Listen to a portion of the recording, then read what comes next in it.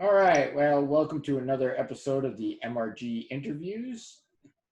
Today, my guest is Budro Partida. How you doing? Good, man. Good to be here, Todd. So you got into the whole MRG family with one of your short films, Beware. So tell me a little bit about the film, a little bit about what it took to get it done, where the idea come from, good things like that. Um, well, I mean, I had done a couple of little horror shorts here and there. I've been a lifetime horror fan, and and my background has been TV production. I've come from the world of TV, video editing and shooting, and uh, and in the last couple of years, I had always kind of wanted to dip my hand into actually doing actual filmmaking. I had had a lot of friends that did it, and I had always kind of just said, you know what, it'd be really cool to do this. It'd be really cool to do that. And then one day I just finally just said, you know what, I'm going to try it. And then so I started off with a couple of shorts, just really kind of even like micro shorts. And then one day I got approached with this Beware script from our writer, Joy Lynn, who said, hey, I hear you're a big horror guy. You're a director. How would you like to do this? And so very quickly we decided, okay, well, you know what? It actually not very quickly. It sat on the shelf for about a good couple months. And then we decided to, okay, let's pull the trigger. Let's make this happen. And we put together a Kickstarter, set a goal, and lo and behold, it got funded within a month and within the time frame. And so we set out and, using a fairly small cast and crew, we put together a werewolf flick. And little by little, it's been kind of making its way through the film festival circuit. And we've been really proud of it. We've gotten a lot of good response. We've gotten actually a lot of good responses from national film festivals and even like national directors and stuff like that. So it's been really kind of a cool little ride. And, it's kind of been a platform to for other upcoming projects as well. So I'm really proud of it. I'm really proud of all the people that were a part of it, the cast, the crew. I mean, everybody that was a part of it. So it's been a fun kind of experience for sure.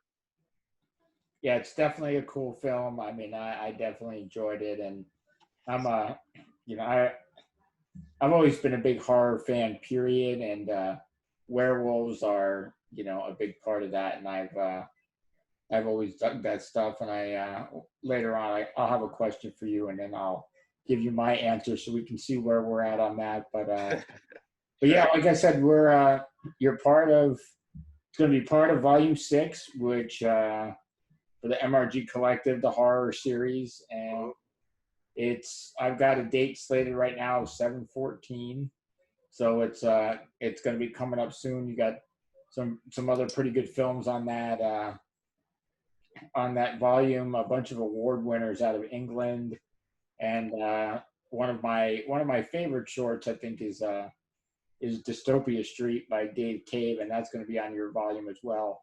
So I Awesome. think you guys are all going to be in good company with each other. Yeah, I believe I've talked to him. I've talked to him about the upcoming release. So everybody's excited. Let me ask you a couple questions just to see what you come out with here. So, as a filmmaker, who would you say, director-wise, has been the biggest influence on you wanting to be, involved in filmmaking, production, all that kind of stuff?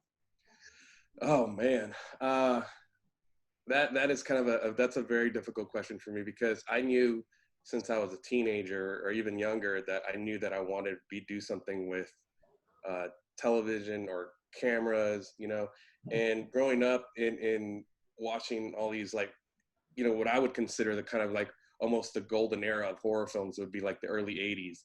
Right. So I was really highly influenced, by the Wes Cravens and Sean Cunningham. But of course, my real love, at least as far as horror directors, has to go back to George Romero. I mean, I've seen the original 1968 Night of the Living Dead countless numbers of times. I'm highly influenced by his light and shadow, the use of light and shadow, camera movement, sound. Uh, you know, I'm a huge fan of 1982's Creepshow. I have multiple versions of that movie on VHS, DVD, posters. I have the comics, Stephen King. I mean, that was always kind of like, George Romero was a huge influence on me. And then now more modern days, I mean, James Wan is kind of I think a brilliant filmmaker. His cinematography is beautiful. His camera movements are beautiful, and light and shadow. And the thing is, he doesn't go for cheap scares. So I go back to the old school of, like, you know, like I said, Wes Craven, Sean Cunningham, Tobe Hooper, obviously. But George Romero is still kind of like the hard and heavy, you know, when it comes to horror filmmaking for me. Right. And then, I mean, but then, of course, for just as far as modern filmmaking, and I mean modern filmmaking within the last 40, 50 years, I mean, obviously the Scorsese, the Coppolas, all those kind of heavy hitters have always been kind of a huge influence on me. I love Martin Scorsese. I mean, I remember as a kid watching, as a teen watching, you know, Goodfellas, and thinking, this is what a film is, you know. That was just I mean, if you go back to all those kind of classic Scorsese films, or, you know, Taxi Driver, Raging Bull, I love Scorsese so much, and just his movement of camera and his style of direction of storytelling is just captivating. So I've always been hugely influenced by them. I guess you can call them the Corman School of directors. Yeah. So those guys have always kind of been a huge influence on me. Well, my next question, I have a feeling I know where you might be going on this answer, based on your former answer. But so what do you think is the best zombie film ever made? Oh man. Well, I mean, I would say obviously Night of the Living Dead is probably up there. I love, obviously, Dawn of the Dead. Dawn of the Dead is probably, There it is. I'd have to say Dawn of the Dead is probably the best one. I really love The White Zombie, 1930, I think it was 1932, 1931, 1932, with Bela Lugosi. Yeah. That one I just adore. I just have to watch it. I watch that one every 6 months or so. I just have to play in the background. So, I mean, the best zombie movie, I think by far the best zombie movie is Dawn of the Dead. But I mean, Lucio Fulci's Zombie is highly right up there. You know, Night of the Living Dead is right up there. So that's what I think. That's interesting because so far you're my third interview, and including myself, it's a unanimous call so far for Dawn of the Dead. And I think there's just, and Dave brought up in his interview, you know, just not only just the idea of the film, but like the social commentaries and stuff that Romero, you know, that Absolutely. he input into that film. It's just, it really does stand above so many films. And I think a lot of people will be like, what? I don't get it. But that's it. If you don't get it, you don't get it. So yeah, I mean, absolutely. George Romero himself said, like, you know, yeah, it's fun to have a good time and it's a great big epic film kind of thing, but hey, there's still this underlying story here. You still got to pay attention. So it's a really smart film for a zombie flick of all things. yeah. And all right, so now I'm going to ask you this. I didn't ask the other guys this, but based on your film, I'm going to say, what's your favorite werewolf film? I mean, I did. That's kind of hard to answer as well, but like, I mean, you know, I know it gets bashed a lot, but I love Silver Bullet. I do too. Silver Bullet gets, you know, it gets a lot of flack, but I mean, I have a kind of a soft spot in my heart for it. I mean, The Howling obviously is good. Which also gets a lot of like hate too, and I don't know why. Yeah. And that's Joe Dante there, you know, Yeah. and he's a beloved filmmaker. The man made Gremlins, for Christ's sake, you know. Yeah. But I mean, American Werewolf in London has got to be probably the best. I think it goes back to John Landis and American Werewolf in London, classic werewolf. You know, I think that's one of the best transformations originally. You know, Rick Baker. Absolutely. So, you know, it's kind of hard to argue against that one. So. I mean, you're looking at a film that's got, I mean, not only does it have a really good story, but I mean, you know, the story is really solid. And then, like you said, the transformation effects were, I mean, they were groundbreaking. Absolutely. You know, I mean, they really shaped the things that we see in the future, and that we've seen, that we probably will still see. Yeah, And it's still kind of hard to deny that, like, even like the classics, like the Lon Chaney Jr. classic is still kind of, highly influential of all those modern day ones, but because I mean, I love all those classic Universal films. And, the original Wolfman is just kind of like, oh man, this is awesome. Uh, Yeah. and granted, the transformations back then were just lap dissolves, but I mean, even back then, it was kind of, at the time, it was kind of like, oh, cool, how'd they do that, but they were highly influential on all the modern, and I say modern again, like going back to the 80s, but I mean, it's kind of, and again, going back to 80s golden era kind of, for me, it's kind of hard to deny that, like something like American Werewolf in London or The Howling or Silver Bullet even, made such an impact. Yeah, I think I love all the ones you mentioned, and one of my other really high up there favorite werewolf films is got to be Dog Soldiers.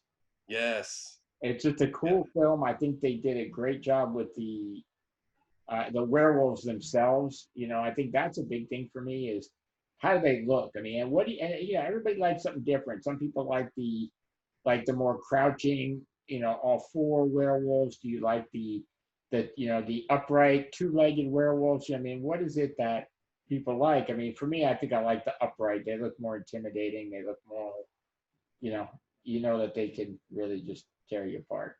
Oh yeah, absolutely. And I mean, I even tried to like, uh, and a lot of people don't really like it that much, but I kind of dig, Jack Nicholson's Wolf. Yeah, Um, it's got a little place there that I like. Yeah, I mean, when I was doing Beware, when I was going for the contacts, they were asking me, well, what contact lenses, and that was the first thing I thought of was Jack Nicholson's Wolf, and what did his contact lenses look like, I mean, I kind of dig that movie a little bit, but I mean, I think if you go down to absolute favorite, it's got to be American Werewolf in London. It's just kind of hard to deny that for me. yeah, I can see it. So, last question then is, are there any actors or actresses out there now that when they have a new film come out that you really don't even care what it's about, that you're just going to see it because you really love their work and what they've done? Are you talking like Hollywood actors or Yeah, actors? let's go with like like the Hollywood end so that we can everybody should know who we're talking about then. I mean, I hate to like not sound too artificial, but like I really love Johnny Depp. Uh, Johnny Depp is like he's such a versatile. He's such a versatile actor because every single role he plays, he tries to do something different. And I guess that kind of goes back to a lot of like the Tim Burton movies. Yeah, Now that being said, I haven't seen every single thing he's done, but I've always loved his stuff from like all the Tim Burton stuff to even like what he did in Fear and Loathing in Las Vegas when he did that Hunter Thompson role. He's always been kind of a big kind of character actor that kind of takes on some stuff. And granted, he's done some pretty obviously heavy Hollywood stuff with like the Pirates movies and stuff like that. But I mean, he's always been kind of a really cool kind of go-to kind of like, hey, let's see what he's doing now. yeah. I actually very heavily agree. He's always been a favorite for me, and I think it's because of a lot of what you said and the idea that he he has such varied roles, and he always really just seems to get completely lost in his role, Mhm. regardless of what it is, and they're so different sometimes that it's just I agree. I think he's one for me too that I usually like to check out his stuff, and I guess it didn't hurt that a lot of that stuff had to do with, like you said, Tim Burton, who to me is I love the way his films look. There's Mhm. I mean I don't even know how else to say it. He's got a great eye for especially for his art direction and stuff. Yeah, I mean, and then if you look at, I mean, yeah, a lot of people go back. Well, Johnny Depp started in Nightmare on Elm Street, so it's kind of like he started off in horror. So it's like kind of he's one of like the go-to people that originated in this genre kind of thing. And yeah, that's a valid point. But obviously, he was still a kid then, but he grew so much into not just wanting to be in cookie cutter roles. And I think that's what I really appreciate about him is that he actually seeks uh, outstanding roles and out of the ordinary kind of roles. And granted, sometimes they don't always work. Like, you know, I guess I never saw it, but I guess the Lone Ranger, or where he plays Tonto or whatever. You know, I never actually saw that film. But I mean, if you look at a majority of his filmography, it's like, wow, man, this guy is all over the place, and it's awesome. You know, I mean, I love his role in Ed Wood. Ed Wood is probably one of my favorite Johnny Depp films, if not the favorite. I mean, Fear and Loathing as Hunter Thompson, and Ed Wood. I mean, that it's awesome. So I also the one film, and I have to admit, I was really, really excited when I heard it first. And then after I saw it, I have to admit I was a little disappointed. Maybe not in the film itself, but I think I compared it too much to the original, and that would be when they did the Charlie and the Chocolate Factory remake. yeah, uh-huh. You know, I'm such a huge fan of Gene Wilder, and I thought that in that film, he was so like friendly, creepy. You know, it's like he's this. You want to like him because he's like this. I mean, the guy makes candy. Yeah. But there was something so creepy about him in that role that, you know, I did think it's that it's a hard thing to overcome. And I also didn't like what they did with the Oompa Loompas. I thought by CGIing them and having just duplicating it over and over again, Yeah. I think that was a mistake as well. But, you know, everybody can't be perfect all the time, I suppose. No, I mean, I agree. I agree. It wasn't his strongest effort, and it wasn't the strongest Tim Burton effort. But, you know, I guess they just tried to do something cool for a younger generation. Then it just didn't have that same magic.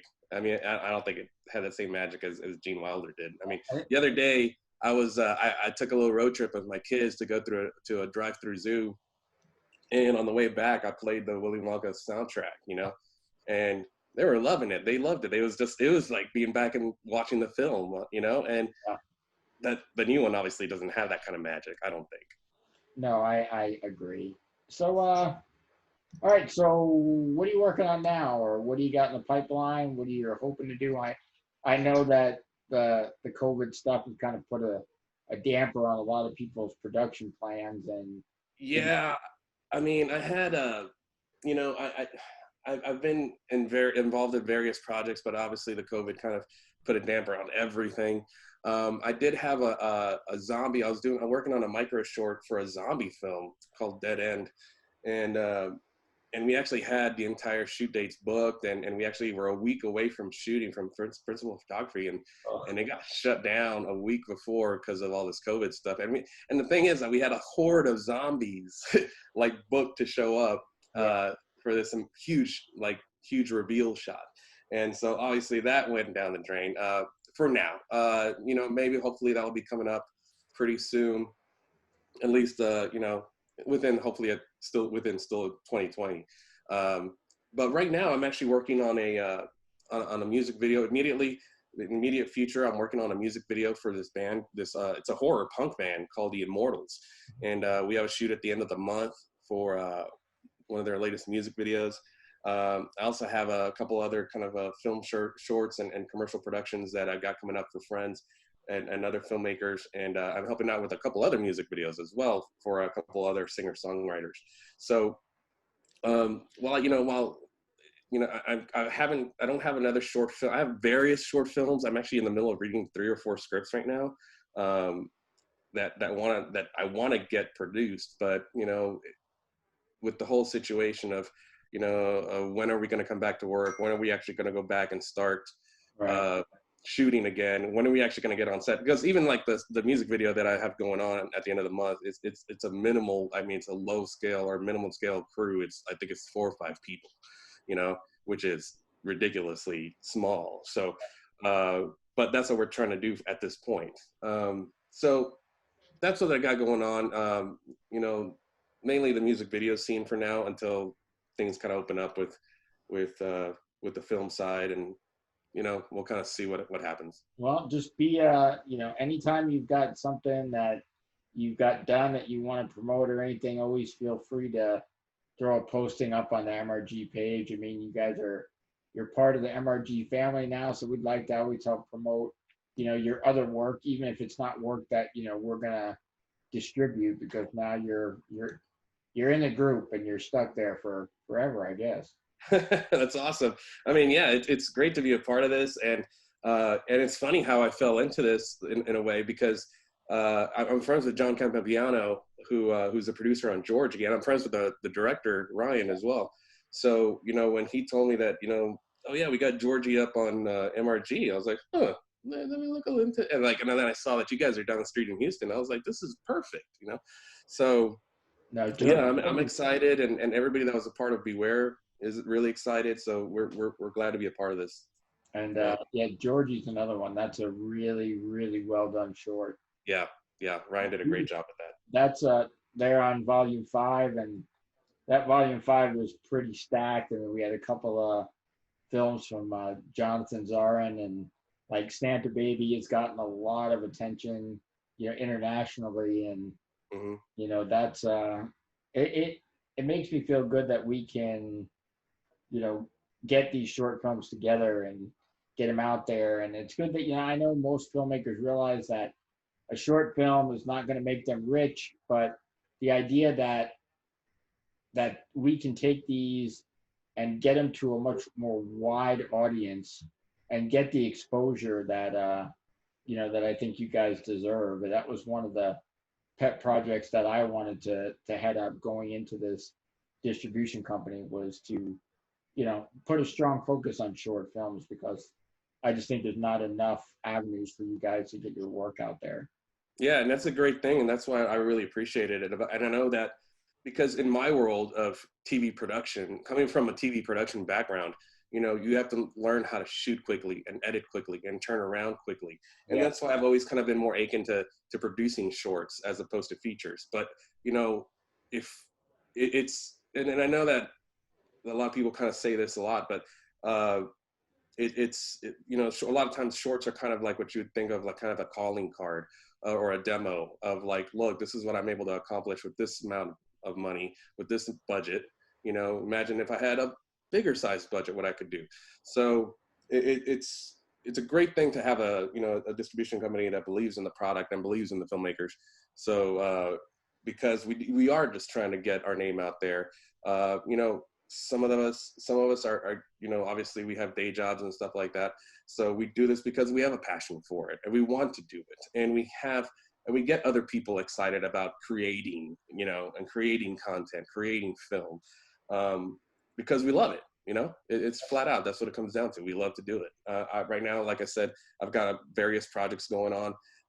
And a lot of people that I work with, sometimes they're not always able to participate, but they're excited to, and they're saying, well, I can't make the shoot this weekend, but I'm looking forward to, working the next weekend, so it's all about a passion for it. And then, that's another thing that I forgot to mention that I do have coming up. I am a producer on an upcoming, film that's being shot later this year. It's an 80s slasher called Butcher's Bluff. And that one's going to be really cool. It's based out of Texas. It's a 80s style slasher with the antagonist is basically this huge hogman creature. And we're actually, obviously the COVID shut that down too, but that one's getting ready to pick back up as well. So, lots of exciting things are happening. The film festival circuit is going well. So we'll see how that picks up once again at the end of this year. But for the meantime, we're really looking forward to this DVD release in July. Cool. Well, definitely when you guys get this feature done, let us know too, because we've got a bunch of features in our catalog as well. And, we're always looking for some good, cool horror stuff to add and get and distribute out there as well. So keep us in mind when you guys get done. Absolutely. All right. Well, I'll tell you what, I appreciate you taking the time to sit here and talk with us today. And we look forward to your volume coming up here in a couple of weeks. And, when you get down the road, if you get something going again, maybe you can come back on and let us know what you got going. Definitely, Todd. All right. Well, I appreciate you coming in, and we'll talk to you soon. Thanks, man. All right. Bye-bye.